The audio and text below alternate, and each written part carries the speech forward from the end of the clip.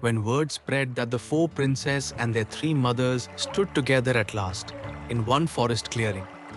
A great shout of gladness rolled through the waiting host. Soldiers and citizens surged forward to drink in the happy sight, embracing one another and weeping for joy, certain now that their beloved Rama would surely come home to Ayodhya. The sage Vasishtha gently guided the three widowed queens along the winding path toward the prince's humble hut. As they walked, the clear waters of the river Mandakini came into view, sliding bright between the trees. The old guru pointed out the little landings and quiet pools where the exiles now lived their simple forest days.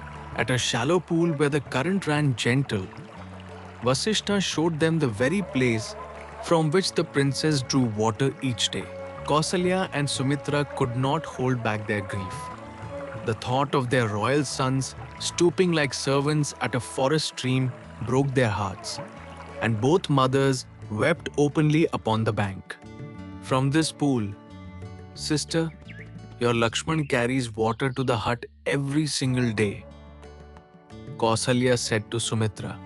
He does the humblest task cheerfully for Rama's sake, never once minding the heavy pot upon his princely shoulder.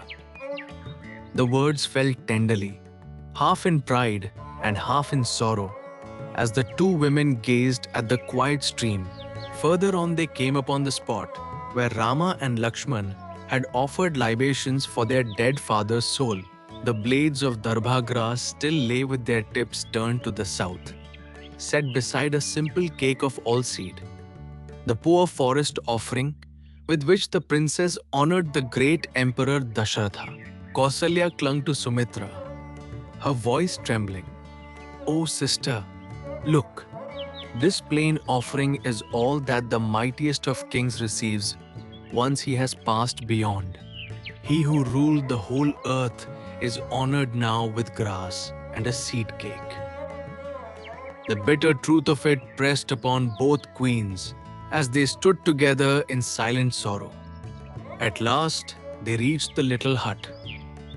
Beneath its thatched roof sat the princess, their faces clouded with sorrow, and beside them Sita in her bark garments. The sight of her radiant children reduced to such hardship was more than the royal mothers could bear, and one by one the queens sunk helplessly to the earthen floor. Rama hastened to lift Kausalya from the ground.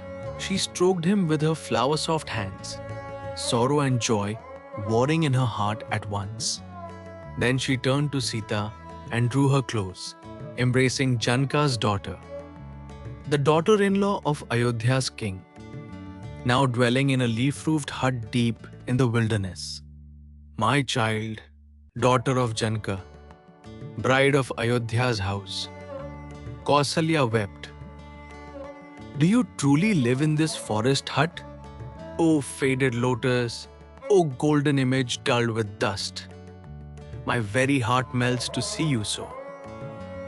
She held Sita's face in her hands, mourning the delicate princess worn thin by the hardships of exile.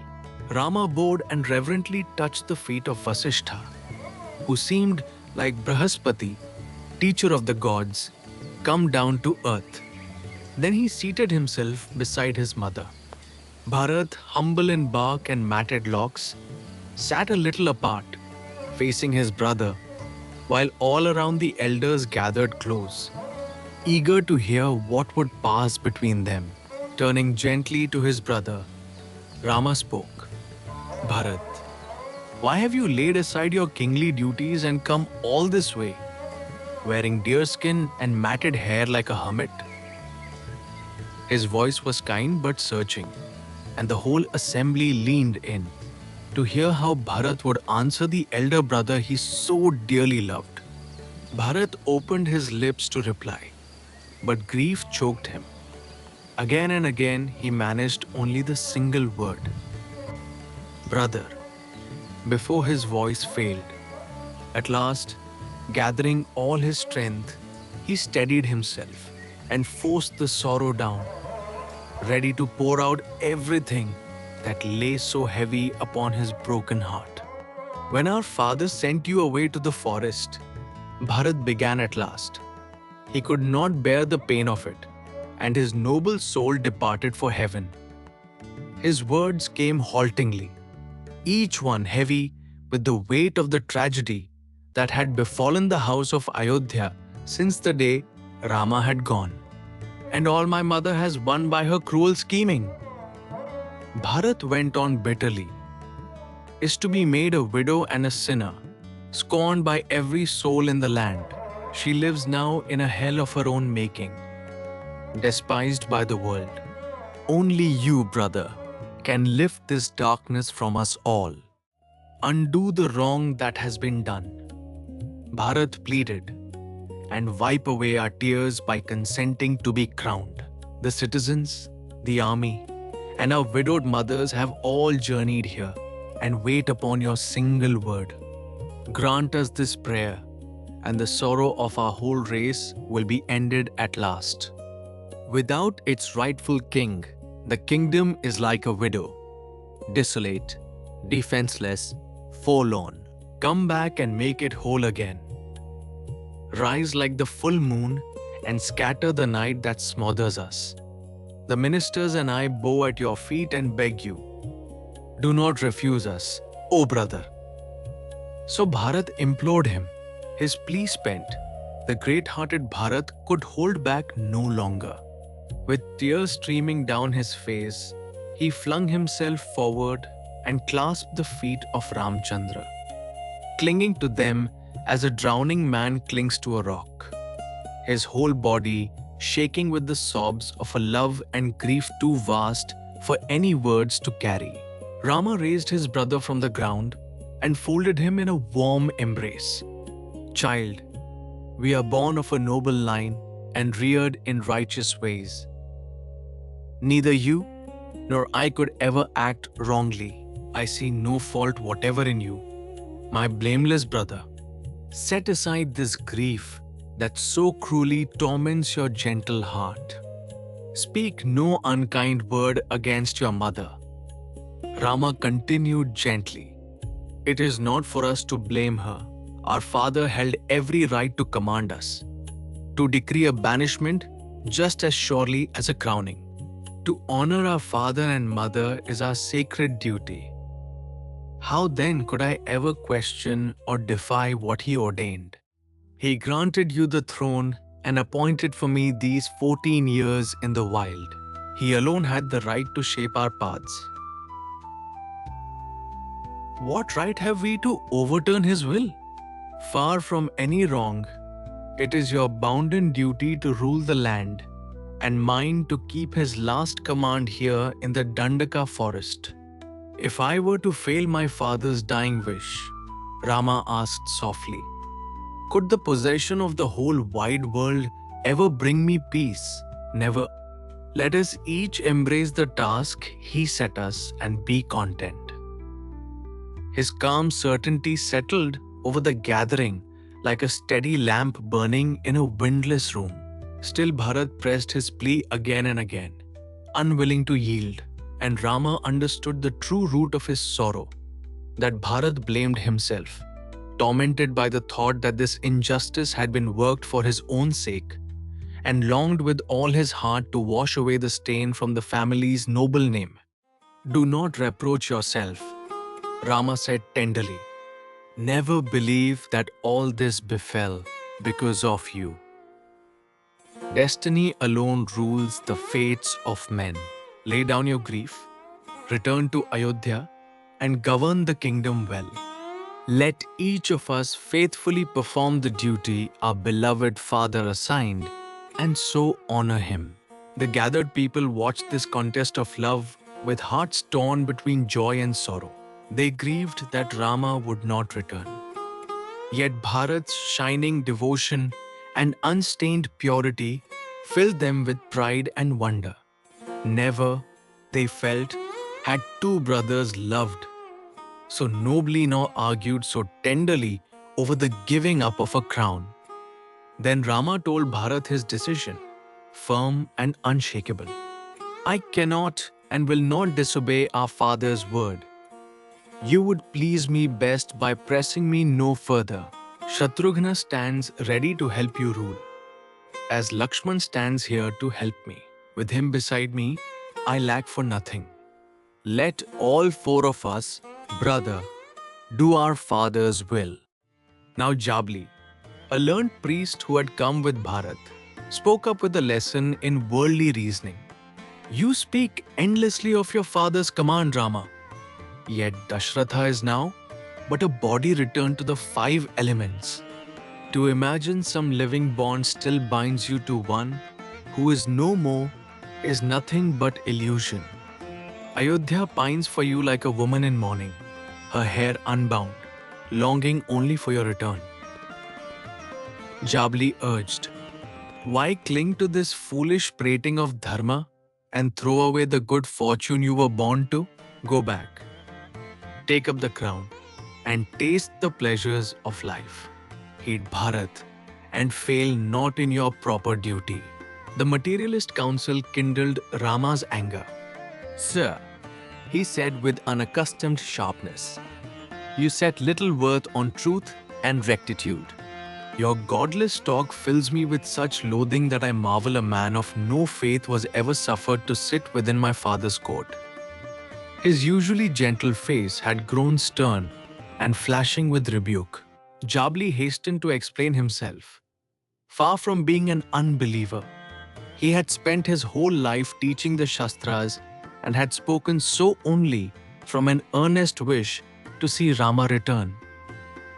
Vasishtha too stepped in to smooth the moment, and thus that unhappy little interlude was gently brought to its close.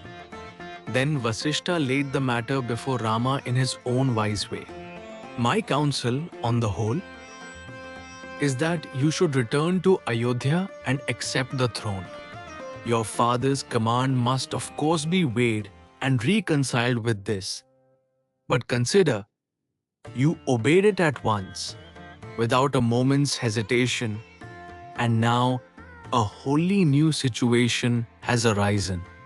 In his helplessness, dreading disgrace, Bharat has thrown himself for shelter at your feet. The Guru went on, how can you turn him away? We all know you love him as your very life, and that you never refuse any soul who comes to you for help. How then can you deny it to your own dear brother now? Yet for all the Guru's wisdom, Rama gave no sign of relenting. His resolve stood firm as a mountain against the tide of every argument. Gentle in manner, but immovable in will.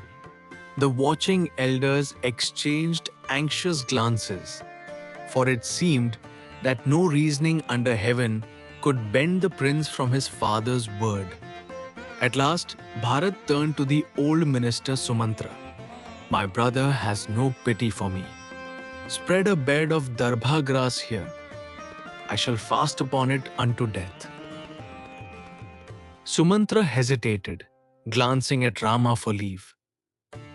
But Bharat himself fetched the sacred grass, spread it upon the ground, and sat down resolved to die. My child, this is not right, Rama said with quiet firmness. Rise up, return to Ayodhya and fulfill the tasks that await you there. To lie fasting thus is to turn against the dharma of a Kshatriya. Gently but plainly, he refused to let his brother shame the warrior's code by so desperate a vow. Bharat rose and, as a last resort, turned to the crowd of soldiers and citizens who had come with him from Ayodhya. O people of our city, why do you stand there mute, merely looking on? Do you not wish for Rama to come home to us? Then why, oh why, are you all so silent now? The people answered him gravely. Rama will never swerve from the truth. He will stand firm by his father's promise and will not return to Ayodhya. What use is there, Prince, in pressing him any further? Their words honored Rama even as they dashed the last hope Bharat had carried into the forest. "Hear them, brother," said Rama gently. "They wish nothing but good for us both, and true virtue dwells within their honest hearts." He looked upon the loyal crowd with gratitude, glad that even in their sorrow the people of Ayodhya understood and upheld the hard path of righteousness he had chosen. Then Bharat made one last offer. "I am as innocent as Rama and fit to stand in his stead. If our father's word must be honored, let me remain here in the forest in Rama's place, and let him go and rule in Ayodhya, as I would have done." His voice trembled with a final, desperate hope. Rama laughed softly. "This trading of places cannot be. Brother, our duties are not goods to be swapped by bargain and agreement. One may indeed take another's task when that other is too weak to bear it. But can any soul here truly claim that I am unfit for forest life and that Bharat alone is fit?" Then wise Vasishtha found the answer to the riddle, where right had wrestled with right. "Bharat, rule the kingdom as Rama's deputy, in his name and by his authority. Thus no blame will touch you, and the pledge will be kept." Rama drew Bharat onto his lap. "Look on the kingdom as my gift." And a glory descended, so that the two brothers shone like twin suns. "Brother, you are my father and my God. Your least wish is my dharma," said Bharat.